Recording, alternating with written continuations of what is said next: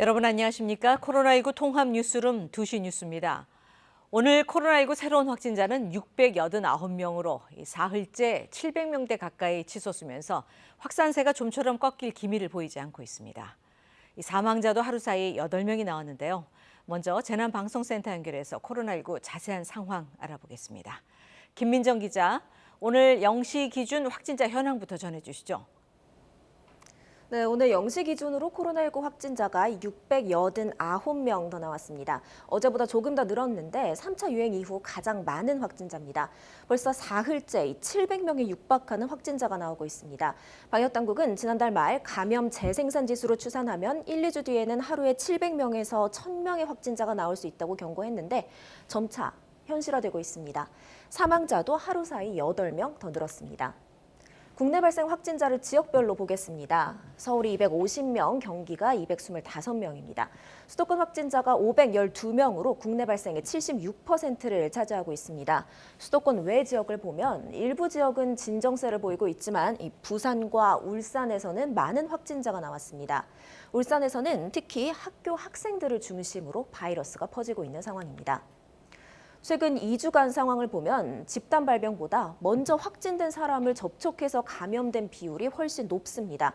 보시다시피 전체의 40%를 넘었는데요. 지금은 다른 사람과의 접촉 자체를 줄이는 게 가장 중요한 상황입니다. 네, 그만큼 무증상 환자가 광범위하게 퍼져 있다는 건데요. 그래서 정부가 증상이나 역학적 연관성이 없어도 누구나 진단 검사를 받을 수 있게 한 거죠. 네, 그렇습니다. 수도권에서 코로나19 발생 위험이 큰 약 150개 지역에 임시 선별 진료소를 설치할 계획인데요. 다음 주 월요일부터 차례대로 운영을 시작해서 3주 동안 운영됩니다. 이 임시 선별 진료소에선 본인이 원할 경우 기존보다 간편한 타액검사 PCR이나 신속 항원 검사를 받을 수 있습니다. 또 휴대전화 번호만 제공하면 이름은 공개하지 않는 익명 검사도 가능합니다. 증상이 없더라도 조금이라도 감염이 의심된다면 적극적으로 진단 검사를 받는 게 좋겠습니다. 이제는 특정 시설이나 모임에서 확진자가 집중적으로 발생한다고 말하기 어려운 상황입니다. 어제 기준이긴 합니다만 시장과 음식점, 요양원, 종교시설 등 다양한 곳에서 집단 감염이 일어나고 있습니다. 일례로 종로구 음식점에서는 관련 확진자가 200명 넘게 나왔는데요. 지난 여름 방문 판매 업체 리치웨이발 감염과 거의 비슷한 규모입니다. 방역당국은 이번 3차 유행이 앞선 2차례 유행보다 더 규모가 크고 더 오래 갈 거라고 밝혔는데요. 이번 주말과 휴일에도 사회적 거리 두기를 잘 지키셔야겠습니다. 지금까지 재난방송센터에서 KBS 뉴스 김민정입니다. 특히 인구가 밀집된 수도권에서는 방역망을 벗어난 감염 사례가 잇따르면서 확산을 막기 어려운 상황입니다.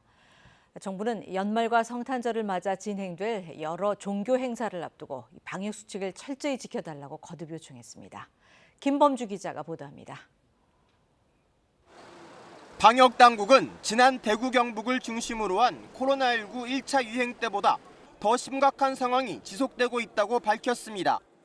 또 최근 3차 유행이 수도권을 중심으로 가족, 친구 간 접촉을 통해 전국으로 퍼지는 양상을 보이고 있다며 감염 사례 가운데 방역망을 벗어난 사례가 많아 확산세 차단이 쉽지 않은 상황이라고 설명했습니다. 하지만 수도권의 확산세를 막지 못하면 전국적인 상황도 더 힘들어지는 만큼 방역 역량을 총동원해 대응하고 있다고 강조했습니다. 기존의 감염이 확인된 사례의 추가 확산을 차단하는 한편 숨어있는 전파자를 찾기 위한 선제 검사도 대폭 확대할 방침입니다.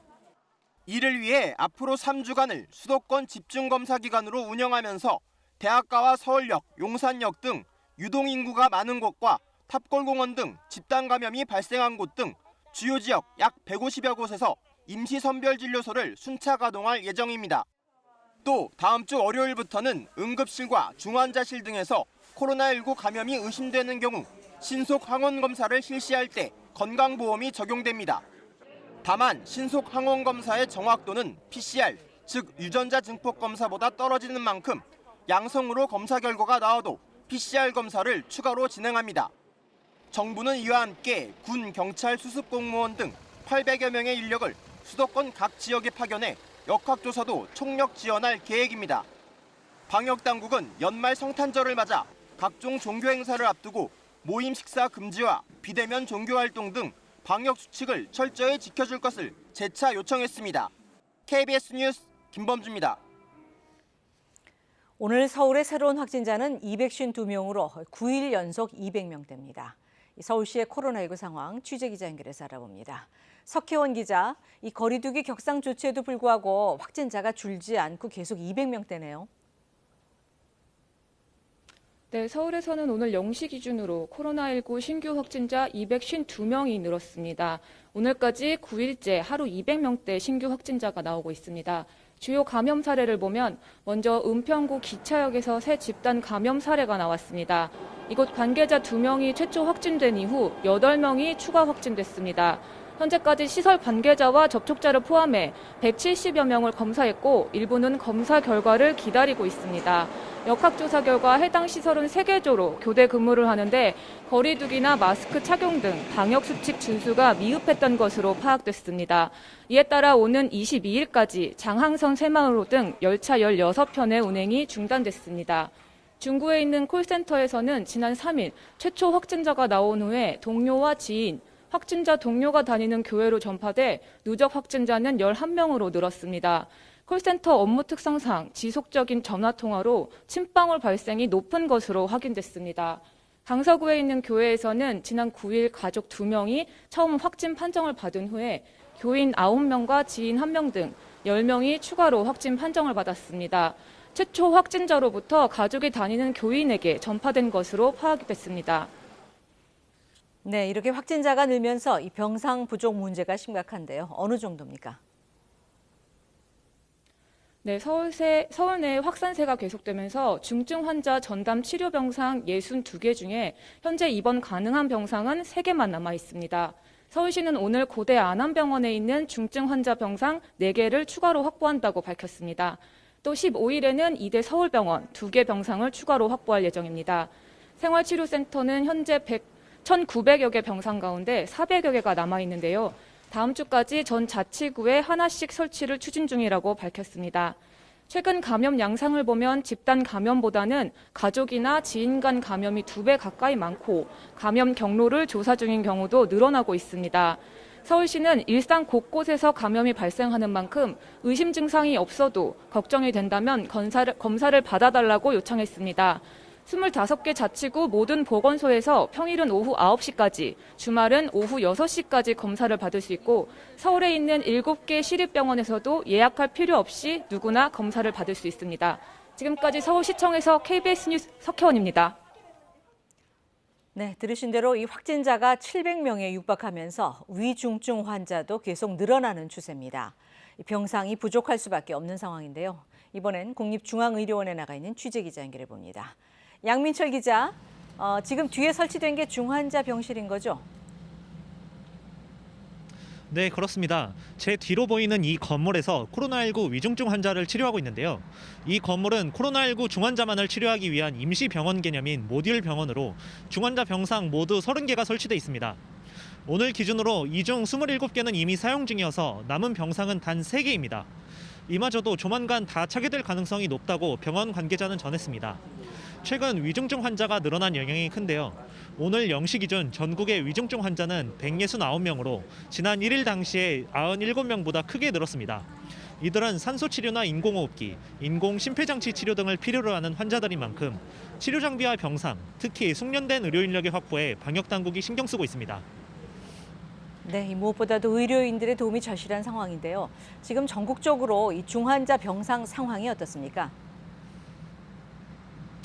네, 현재 코로나19 중환자 병상은 크게 중앙사고수습본부가 지정해서 관리하는 병상과 상급 종합병원 등을 중심으로 각 의료기관이 자율적으로 신고하는 병상 2종류로 구분할 수 있는데요. 방역당국이 지정하는 중증환자 전담치료 병상은 치료를 위한 인력과 장비를 모두 갖춰서 즉시 입원이 가능한데 어제 기준으로 전체 210개 가운데 39개가 남아있는 상황입니다. 이 중에서 수도권은 6개에 불과합니다.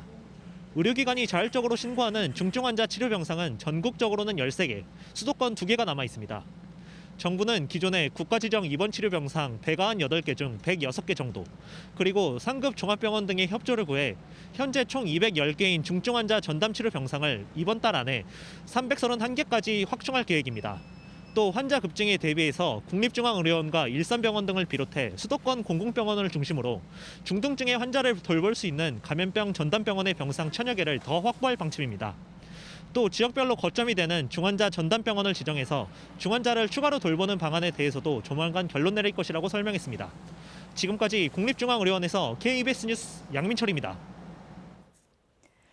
경기도에서도 확진자가 200명 넘게 나오면서 3차 유행 양상이 뚜렷해지고 있습니다. 특히 이 취약시설에 대한 선제 검사 과정에서 집단 확진이 나왔는데요.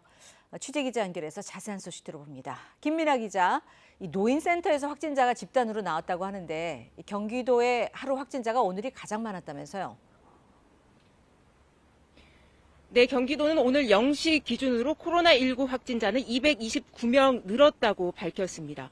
국내에 코로나19 유행이 시작된 이후 경기도에서는 가장 많은 확진자입니다. 지난 8일 일일 확진자 수가 200명을 넘어선 뒤 사흘 연속으로 200명대로 3차 대유행 양상이 가속화되고 있습니다. 신규 확진자 가운데 지역 발생은 225명, 해외 유입은 4명입니다. 군포의 노인 주간보호센터와 관련해 25명이 확진 판정을 받았고 안양 종교시설 관련 12명, 연천 군부대와 관련해서는 10명이 추가로 확진됐습니다. 특히 군포 주간보호센터의 경우 코로나19 취약시설에 대해 선제적인 검사를 하는 과정에서 집단 양성 판정이 나왔습니다. 집단 감염이 아닌 소규모 N차 감염은 101명이었고 감염 경로를 확인 중인 경우도 56명입니다. 병상을 배정받지 못하고 자택에서 대기 중인 누적 확진자는 오늘 0시 기준 138명으로 집계돼 병상 부족이 계속되고 있습니다. 도내 코로나19 병상 가동률은 89%, 생활치료센터 4곳의 가동률은 79%입니다. 특히 중증 환자 전담 병상은 49개 가운데 3개만이 남아 있습니다. 경기도는 이천에 332명이 입소할 수 있는 생활치료센터를 한 곳 더 늘려 오늘부터 가동에 나섰으며 이달까지 전담병원의 병상 179개를 추가로 확보할 방침입니다. 또 일선시군에서는 사회복지시설 종사자에 대해 각종 모임 참석을 자제하는 등 사회적 거리두기 수칙을 준수할 것을 당부했습니다. 지금까지 경기도청에서 KBS 뉴스 김민아입니다. 대구 달성군의 한 교회에서는 목사와 신도 등 28명이 집단으로 감염됐습니다. 비교적 안정세를 보이던 대구에서 겨울철 확산 우려가 커지고 있는데요. 현장 연결합니다. 이지은 기자, 이 확진자들의 상황 좀 자세히 전해주시죠. 네, 달성군 영신교회의 20대 교인과 목사, 그리고 목사의 어머니가 확진 판정을 받은 건 어제였습니다. 방역당국은 곧바로 최근 교회를 자주 나왔던 교인 100명에 대해 감염 여부를 검사했고 25명이 추가 확진 판정을 받았습니다. 이 교회 교인은 모두 270여 명인데요. 방역당국은 나머지 교인에 대해서도 검사하고 있다고 밝혔습니다. 또 최초 증상자인 20대 신도가 마스크를 쓰지 않고 찬양 연습과 식사 모임을 한 것으로 확인된다고 밝혔습니다. 확진된 교인들 가운데 2명은 달성군 소재 어린이집 교사로 확인돼 해당 어린이집 관계자와 원아들에 대한 전수검사도 진행 중입니다. 대구에서 2자릿수가 나온 건 지난 1일 이후 열흘 만입니다. 특히 교회 집단 감염은 지난 10월 말 이후 40여일 만인데요.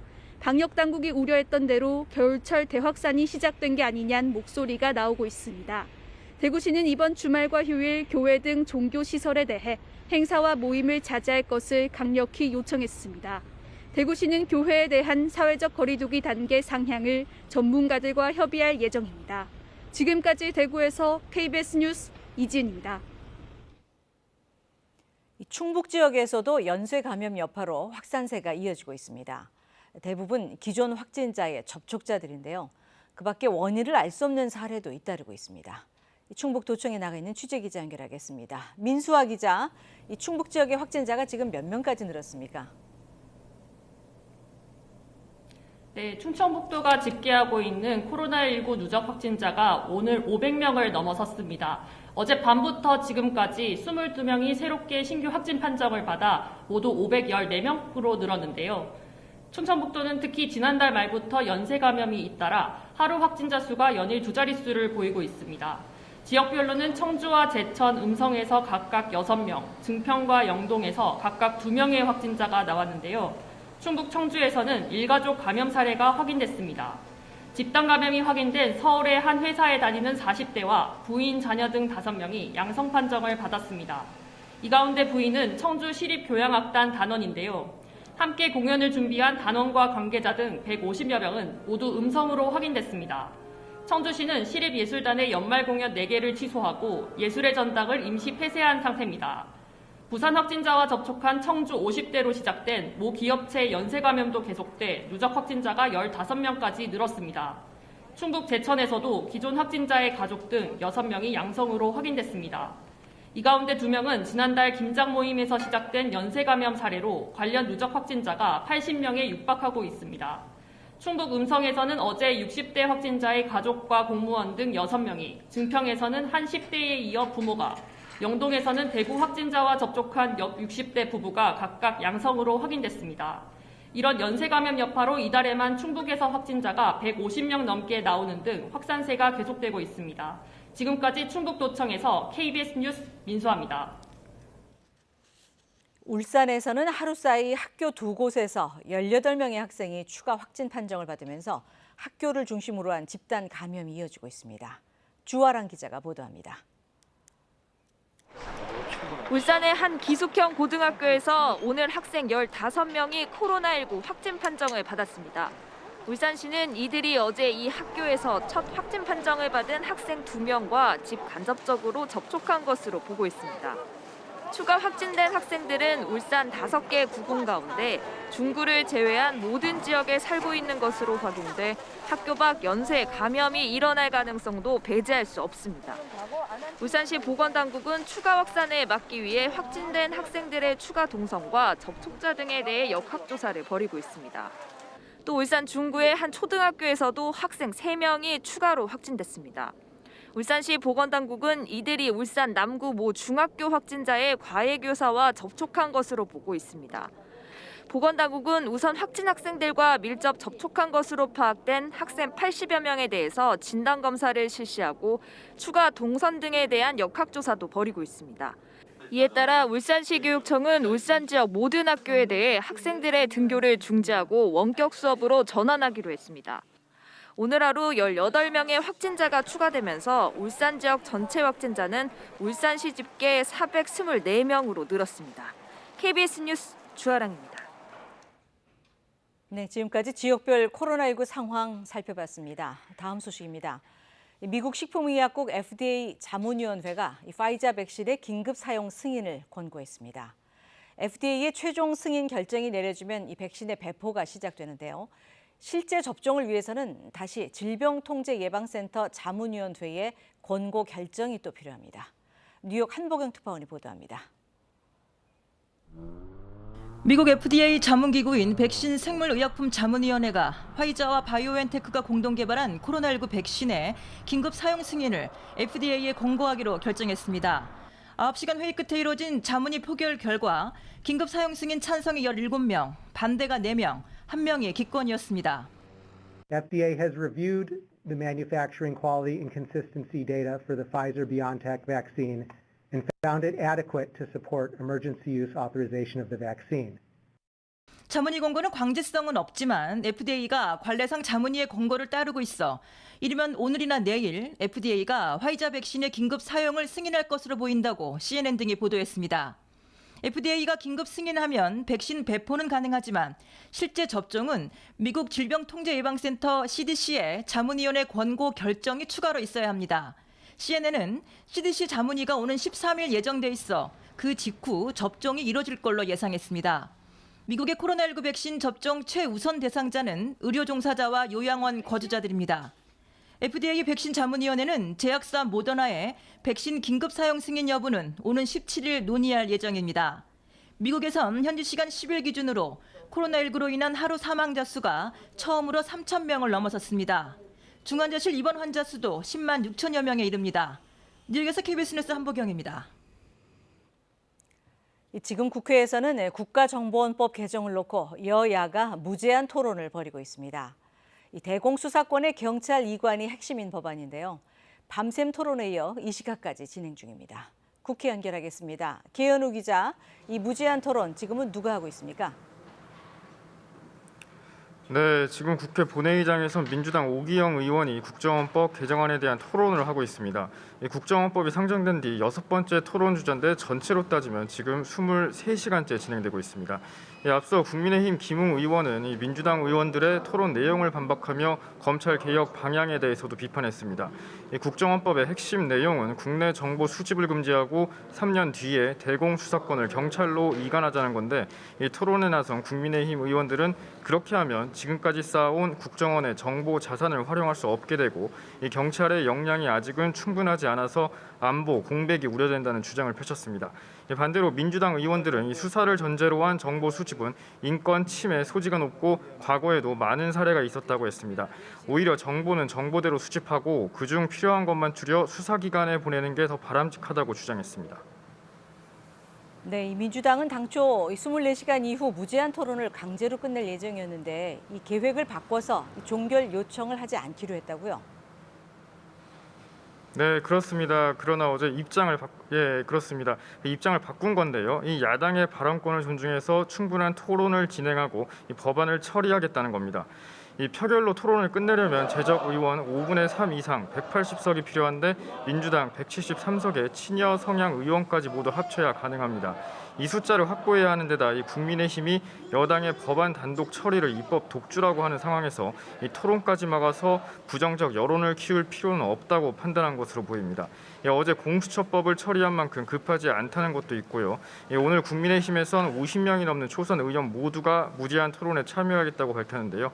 이론적으로 종결 신청이 없으면 이번 임시회가 끝나는 내년 1월까지 한 달 동안 토론을 계속할 수 있습니다. 지금까지 국회에서 전해드렸습니다. 윤석열 검찰총장에 대한 법무부 징계위원회가 어제 9시간 넘게 이어진 뒤 증인 채택까지만 하고 일단 끝났습니다. 징계위는 오는 15일 다시 회의를 열기로 했는데요. 이 징계위 절차의 공정성을 놓고 이 장외에서는 치열한 공방이 벌어지고 있습니다. 보도에 이재희 기자입니다. 검찰총장에 대한 초유의 징계위원회 다음 날인 오늘 윤석열 총장 측은 징계위의 절차적 하자를 다시 주장했습니다. 윤 총장 측은 어제 공정성 문제를 들며 신성식 대검 반부패 강력부장을 뺀 징계위원 4명을 모두 기피 신청했습니다. 하지만 징계위는 스스로 징계위원회에서 물러난 심재철 법무부 검찰국장을 제외하고 나머지 3명에 대한 신청은 모두 기각했습니다. 징계 절차의 지연을 목적으로 한 기피 신청권 남용에 해당한다는 게 징계위의 설명입니다. 이에 대해 오늘 윤 총장 측은 징계위가 기피권 남용이라 판단한 것은 위원 3명을 공통의 기피 사유로 묶었던 신청에만 한정됐다고 반박했습니다. 나머지 각 위원별로 제기한 기피 신청과 위원 2명을 묶어 제기한 것은 징계위가 사유가 안 된다며 기각했다는 겁니다. 윤 총장 측은 또 심재철 국장이 징계위원을 회피한 시점도 문제 삼았습니다. 심 국장이 스스로 물러난 것은 본인이 보기에도 기피 신청 사유가 있다고 인정한 것인데 다른 위원들의 기피 여부 표결에 참여해 신청을 기각시킨 뒤 자기 차례가 돼서야 물러났다는 겁니다. 이와 관련해 법무부는 절차상 하자는 없다고 맞서고 있습니다. 오는 15일 징계위 2차 회의에서는 증인 신문과 의견 진술 등 절차가 진행될 예정입니다. 이날 윤 총장에 대한 징계 여부가 결정될 가능성도 있습니다. 국민들이 어려운 시기에 또 이런 일을 가지고 너무 오래 끌면 안 되니까 신속한 심리도 또 같이 추구하도록 하겠습니다. 징계위 측은 피청구인의 절차적 권리와 방어권 보장에 지장이 없게 심의하겠다고 밝혔습니다. KBS 뉴스 이재입니다. 한미 두 나라가 전국 12개 미군 기지 반환에 합의했습니다. 서울 용산의 캠프킴과 남쪽 지역 부지 2곳도 포함되는데요. 문제는 오염 정화의 책임을 누가 질 것이냐는 겁니다.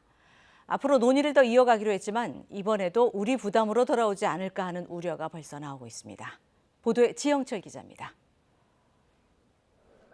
정부가 미국과의 소파 합동위원회에서 11개 미군 기지와 서울 용산기지 2개 구역을 반환받기로 합의했다고 밝혔습니다. 대구의 캠프 워커 헬기장을 비롯해 경기 의정부의 캠프 잭슨, 하남의 미군 성남 골프장 등 지역사회의 반환 요구가 이어졌던 곳입니다. 정부가 공공주택 부지로 꼽고 있는 용산 캠프킴을 비롯해 사우스 포스트 지역의 동남쪽 부지와 국립중앙박물관 인접 부지도 반환됩니다. 여기에 코로나19와 같은 감염병 대응을 위해 국립중앙의료원 이전이 검토되는 서울 중구의 미 공병단 부지까지 포함해 전국 12곳이 대상입니다. 협상에서 쟁점이 되어온 부지의 오염과 정화 비용을 누가 책임질 것이냐의 문제는 이번에도 뚜렷하게 결론나지 않았습니다. 정부는 정화 책임과 현재 미군이 사용하는 기지의 환경 관리 방안은 지속 논의하는 조건이라고 밝혔습니다. 오염에 대한 관리 기준 마련이나 공동 조사 절차도 함께 검토하고 개선도 협의해 나가기로 했다고 덧붙였습니다.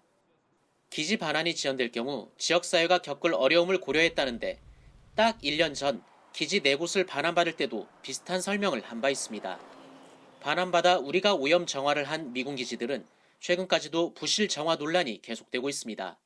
의정부 캠프 시어즈 기지의 경우 토양 일부가 기준치의 12배 넘게 오염됐다는 조사 결과가 이달 초에 나왔고 춘천 기지에선 올해 기름띠와 폐아스콘을 비롯해 2달 전엔 미군이 쓰던 것으로 추정되는 기름통 수십 개가 쏟아져 나왔습니다. 정부는 반환받은 기지들을 철저하게 정화하는 한편 용산기지구역을 포함한 다른 기지들도 적절한 시점에 반환될 수 있도록 협의해 나가겠다고 밝혔습니다. KBS 뉴스 지형철입니다. 이달 10일까지 수출이 1년 전보다 20% 넘게 늘었습니다. 관세청은 12월 1일부터 10일까지 수출액이 163억 달러로 1년 전보다 26.9% 늘었다고 밝혔습니다. 이 기간 조업 일수는 8.5일이었고 조업 일수를 반영한 하루 평균 수출액은 19억 2천만 달러로 11.9% 늘었습니다. 품목별로는 반도체가 52.1%로 크게 늘었고 승용차 22.4%, 무선통신기기 59.6% 늘었습니다. 반면 석유 제품은 36.8% 감소했습니다. 현재 서울, 경기와 인천, 충남 지역엔 초미세먼지 주의보가 내려졌습니다. 경기의 초미세먼지 농도는 76 마이크로그램으로 매우 나쁨 단계까지 높아졌고 서울이 72, 충북 73 마이크로그램 등 그 밖에 대부분 지역도 나쁨 단계를 나타내고 있습니다. 오후에도 수도권과 영서, 충청과 전북, 경북 지역에선 미세먼지 농도가 높게 나타나겠습니다. 주말인 내일은 오늘보다 기온이 조금 낮겠습니다. 일요일에는 전국 곳곳에 비나 눈이 내리겠는데요. 비나 눈이 그친 뒤 월요일부터는 영하 10도 안팎의 한파가 예상됩니다. 현재 전국이 흐린 하늘입니다. 오후에도 흐린 날씨가 이어지겠고 제주도는 밤까지 5mm 안팎의 비가 조금 내리겠습니다. 낮 기온은 서울이 9도, 광주가 11도, 부산이 14도로 예년 기온을 3, 4도가량 웃돌겠습니다. 바다의 물결은 모든 해상에서 1, 2m로 비교적 낮게 일겠습니다. 기상정보였습니다. 이상으로 코로나19 통합 뉴스룸 2시 뉴스를 마칩니다. 시청해 주신 여러분 고맙습니다.